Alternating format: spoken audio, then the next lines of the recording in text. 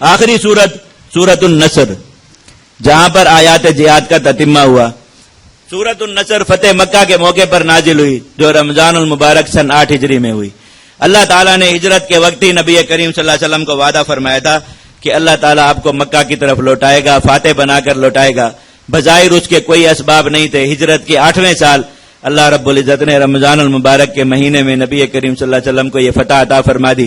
واقعہ اس کا متفرق طور پر کئی جگہ پر گزر چکا کہ کس طرح حملہ کیا گیا اور کس طرح آگے فتح ہوئی اور کیا آگے معاملات ہوئے، ساری چیزیں آ چکی۔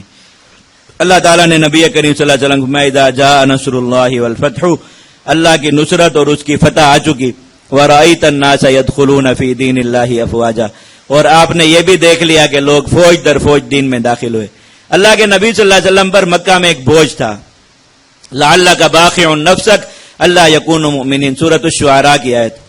اللہ کے نبی صلی اللہ علیہ وسلم پر یہ بوجھ تھا، آپ دعوت دیتے تھے، دعوت میں ہر طرح کے اخلاقیات کا آپ نے مظاہرہ کیا، ہر طرح کی برداشت، ہر طرح کے ان کے مظالم سے، لیکن یہ لوگ دعوت کو قبول نہیں کر رہے تھے۔ نبی کریم صلی اللہ علیہ وسلم کے دل میں یہ تنگی آتی تھی اس کی وجہ سے کہ دعوت کو لوگ کیوں نہیں زیادہ قبول کر رہے، بہت کم لوگ مسلمان ہو رہے۔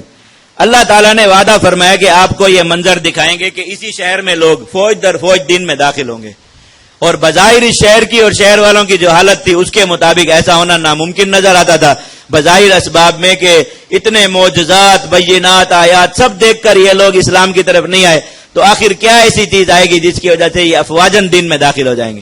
اللہ تعالیٰ نے فتح مکہ کے دن نبی کریم صلی اللہ علیہ وسلم کو وہ منظر دکھا کر بھی اپنا وعدہ پورا کر دیا، اور اللہ کے نبی صلی اللہ علیہ وسلم کو دکھایا کہ یہی وہ مکہ شہر ہے جہاں اتنی محنت کے بعد آپ اپنے آپ کو یہ سمجھتے تھے کہ آپ کی محنت جو ہے وہ کامیاب نہ ہوئی اور اتنے کم لوگ مسلمان۔ آج دیکھیں چند گھنٹوں کے اندر پورا مکہ مکرمہ ہر طرف سے لا الہ الا اللہ محمد رسول اللہ کے نعروں سے گونج رہا ہے۔ اس کی حکمت، اس کا طریقہ، یہ ساری چیزیں پیچھے آیات میں گزر گئیں کہ انسان اس منزل تک کیسے پہنچتا ہے۔ ایک صرف آخری نقطہ جس کو سمجھنا موجودہ جہاد کے تناظر میں ہر مسلمان کے لیے ضروری ہے۔ ہم لوگ جو جہاد پر لوگ آتے ہیں اور پھر جہاد سے کٹتے ہیں، رابطو والی صفت ہمارے اندر نہیں کہ جہاد میں لگے رہیں، کہ پرانے نہ ہو، یہ تعارف نہ ہو کہ فلاں آدمی پرانا مجاہد ہے کہ اب جہاد چھوڑ چکا، یہ لعنت ہم پر مسلط نہ ہو۔ اس سے بچنے کے لیے ایک حقیقت کا سمجھنا بہت ضروری ہے، اور اسے تو لوگ بھی اعتراض کرتے ہیں کہ جہاد سے کیا ہو رہا ہے، نتیجہ کیا نکل رہا ہے۔ آپ کہتے ہیں مظلوموں کے لیے لڑ رہے ہیں، کون سے مظلوم آزاد ہو گئے؟ آپ کہتے ہیں خلافت کے لیے لڑے، کون سی خلافت قائم ہو گئی؟ کون سا ملک چھوٹ گیا؟ کون سے علاقے کے لوگ بیت المقدس آزاد ہو گئے؟ کیا ہو گیا؟ لوگ نتیجہ مانتے ہیں۔ اس کو قرآن مجید کے ایک نقطے میں تناظر میں سمجھنا ضروری ہے۔ دیکھیے، آپ نے دورہ تفسیر آیات جہاد پڑھا، آج الحمدللہ اس وقت اس کا اختتام ہو رہا ہے، آیات ختم ہو گئی۔ ان آیات میں جو سب سے پہلا جس لڑائی کا تذکرہ آیا وہ کون سی تھی؟ آپ کو یاد ہے؟ وہ لڑائی تھی جو واقعے کے اعتبار سے بھی سب سے پہلی ہے، سریہ عبداللہ ابن جاش رضی اللہ عنہ، سورہ بقرہ میں اس کا ذکر آیا تھا۔ سب سے پہلے وقائع جہاد میں اس کا ذکر آیا، اور سب سے آخر میں کس کا ذکر آیا؟ فتح مکہ کا، جو اسلام کی سب سے بڑی فتح تھی۔ حالانکہ فتح مکہ کے بعد کی جو لڑائی ہیں، مثلا غزوہ تبوک ہے، غزوہ حنین ہے، ان کا ذکر پہلے آ گیا، لیکن قرآن مجید کی ترتیب میں آخر میں ذکر کس کا ہے؟ فتح مکہ کا، وہ فتح جس پر جا کر مقاصد کی تکمیل ہوتی ہے۔ یہ جہاد جو مشرکین کے خلاف ہو رہا تھا، اس کے مقاصد کیا تھے؟ پہلا مقصد یہی تھا کہ یہ دین میں داخل ہوں، وہ مقصد بھی فتح مکہ میں پورا ہوا۔ دوسرا مقصد یہ تھا کہ اللہ کا حرم آزاد ہو جائے، وہ مقصد بھی فتح مکہ میں پورا ہوا۔ بیت اللہ جو ہے وہ مسلمانوں کے تسلط میں آ جائے، شرک سے پاک ہو جائے، وہ مقصد بھی فتح مکہ میں پورا ہوا۔ مسلمان جو مکہ میں مظلوم پھنسے ہوئے تھے، ان پر سے بھی ظلم و ستم ختم ہو جائے، وہ مقصد بھی یہاں کر پورا ہوا۔ تو مقاصد کی تکمیل کے اعتبار سے سب سے بڑی جنگ کون سی تھی؟ فتح مکہ کی۔ اور ہر مسلمان اپنے جہاد کا وہ نتیجہ چاہتا ہے جو فتح مکہ میں ملے۔ قرآن مجید کی ترتیب یہ بات سمجھا رہی ہے کہ جہاد سریہ عبداللہ ابن جہش کی طرح شروع ہوتا ہے، جس کا کوئی نتیجہ نہیں ہوتا بظاہر سامنے۔ کیا ہوا تھا؟ 2 کافر مرے تھے، 2 کافر قید ہوئے تھے، تھوڑا سا مال مسلمانوں کے ہاتھ لگا تھا، اور کوئی جو بڑا مسئلہ حل نہیں ہوا تھا۔ اللہ نے اس جہاد کو بھی قرآن میں ذکر فرمایا یا نہیں فرمایا؟ اور اللہ کے ہاں وہ جہاد قبول ہوا۔ اس کے بعد بدر کی لڑائی ہوئی، جو سب سے افضل لڑائی روئے زمین کی، سب سے افضل لڑائی، اللہ نے جس کو قرآن میں حجت فرمایا، فرقان فرمایا۔ آپ نتائج کے نقطۂ نظر سے غزوہ بدر کا نتیجہ بتا دیجئے کیا نکلا تھا؟ سوائے اس کے کہ 70 کافر مر جانا کون سا بہت بڑا کارنامہ ہے؟ کہ 70 کافر مر گئے. اس کے علاوہ زمین کا کتنا حصہ آزاد ہوا بدر کی فتح سے. قیدی کتنے رہا ہوئے بدر کی فتح سے. مسلمان جو مظلوم تھے کتنے مسلمانوں کو مظلومیت سے نجات ملی بدر کی فتح سے. کچھ بھی نہیں ہوا. اللہ تعالیٰ نے بدر کو سب سے افضل جہاد قرار دیا یا نہیں دیا قرآن مجید میں؟ احد کے جہاد کا کیا نتیجہ نکلا سوائے اس کے کہ مسلمانوں کو اپنی ٹکڑوں میں بٹی ہوئی لاشیں اٹھا کر بغیر کفن کے دفن کرنا پڑی زمین میں. اس کے علاوہ اور کیا نتیجہ نکلا احد کا؟ کیا احد کا جہاد نعوذ باللہ ناکام ہو گیا؟ غزوہ احزاب کا کیا نتیجہ نکلا؟ نتائج کی روح سے مسلمانوں کا نقصان زیادہ تھا، کفار کا نقصان کم تھا. آپ اور ہم فیصلہ کریں کہ مسلمان ہار گئے کفار جیت گئے، ایسا نہیں. اللہ نے اس کو فتح مبین فرمایا. اللہ تعالیٰ نے بتایا کہ جہاد ان سارے مراحل سے گزرے گا.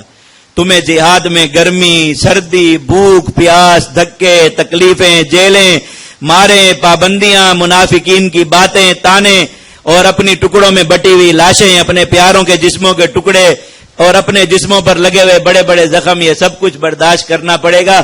لیکن جہاد اسی طرح ایک ترتیب سے چلتا ہوا، اللہ کے نبی کا خون، صحابہ کا خون، جسموں کے ٹکڑے سب کچھ لگتے ہوئے اس ترتیب کے بعد فتح مکہ تک پہنچتا ہے. ایسے نہیں ہوتا کہ ادھر جہاد شروع ہوا اور ادھر مکہ فتح ہو گیا، ایسا نہیں ہوا. اور جن لوگوں کے راستوں میں ٹکڑے ہوتے ہیں یہ سب سے کامیاب لوگ ہوتے ہیں، فتح حاصل کرنے والوں سے بھی زیادہ کامیاب ہوتے ہیں. جہاد اس وقت درمیانے مراحل میں ہے. اس میں کامیاب ہونے والے لوگ دو ہیں صرف. کون کون؟ فَمِنْهُمْ مَنْ قَضَى نَحْبَهُ، جو اس جہاد میں چلے گئے اپنی جانیں دے گئے ان کی کامیابی پکی ہوگی. وَمِنْهُمْ مَنْ يَنْتَظِرُ وَمَا بَدَّلُوا تَبْدِيلًا، جو انتظار میں رہے اور بدلے نہیں وہ کامیاب ہو گئے. جو اس درمیانے درجے عرصے میں پرانے ہو کر بدل جائیں گے وہ بھی ناکام ہو جائیں گے. جو نہیں آئیں گے وہ بھی ناکام ہو جائیں گے. جو حوصلہ ہار بیٹھیں گے، راستہ چھوڑ جائیں گے، وہ بھی ناکام ہو جائیں گے، کامیابی نہیں پا سکیں گے. کامیابی صرف ان دو طبقات کے لیے یاد رکھیے. من المؤمنین رجال صدقوا ما عاهدوا الله علیہ، ایمان والوں میں اللہ کے ساتھ عہد پر سچے صرف وہی لوگ ہیں جن کی یہ دو صفات ہیں. یا تو انہوں نے اپنی منزل کو پا لیا یا پھر وہ منزل کی تلاش میں میدان میں وما بدلوا تبدیلا، وہ بدلے نہیں. راستے میں بدر آئے قبول ہے، احد آئے قبول ہے، احزاب آئے قبول ہے، تبوک کے سفر آئے قبول ہے، پریشانی آئے، زخم آئے، کچھ آئے قبول ہے. جب اس صفت کے ساتھ کچھ لوگ چلتے اللہ رب العزت ان کو فتح مکہ تک پہنچا دیتے. اور آخری اعلان جہاد کا کیا ہوتا ہے؟ اذا جاء نصر اللہ والفتح ورأیت الناس يدخلون فی دین اللہ افواجا. فتح بھی ہوتی ہے، زمین بھی ملتی ہے، لوگ بھی افواجن دین میں داخل ہوتے ہیں. اللہ نے فرمایا اس وقت تسبیح کرو، استغفار کرو، اللہ کا شکر ادا کرو. فسبح بحمد ربک واستغفرہ انہ کان توابا. آج جہاد کا درمیانہ مرحلہ ہے، لاشیں دینے کا، احد کی طرح زخم سہنے کا، تبوک کی طرح گرمی سردی پیاس برداشت کرنے کا، غزوہ احزاب جیسا خوف برداشت کرنے کا. اس وقت میں ثابت قدم رہ کر دکھائیے. اللہ کا وعدہ ہے نصر اللہ بھی آئے گی، فتح بھی آئے گی، اور لوگ بھی افواجن دین میں داخل ہوں گے، فتح کے نعرے لگیں گے. اس دن خوشی سے تسبیح اور استغفار پڑھنے کے قابل بھی ہو جاؤ. جہاد کی یہ پوری ترتیب، اس دورہ تفسیر آیات الجہاد کا آخری پیغام یہی ہے کہ جہاد میں کامیاب لوگ صرف وہی ہیں جو اسی ترتیب کو اپنا کر جہاد کریں. اللہ رب العزت نے کامیابی کے لیے رابطوں کی صفت لگائی. ہم نے جو کچھ پڑھا، جو کچھ سنا، اللہ تعالی ہمیں اس کے ایک ایک لفظ پر عمل کرنے کی توفیق نصیب فرمائے. اور اللہ رب العزت ہمیں اس سارے کام کو حرز جان بنانے کی اور کامیابی کے اصولوں کے ساتھ اسے کرنے کی توفیق نصیب فرمائے. وآخر دعوانا ان الحمد للہ رب العالمین.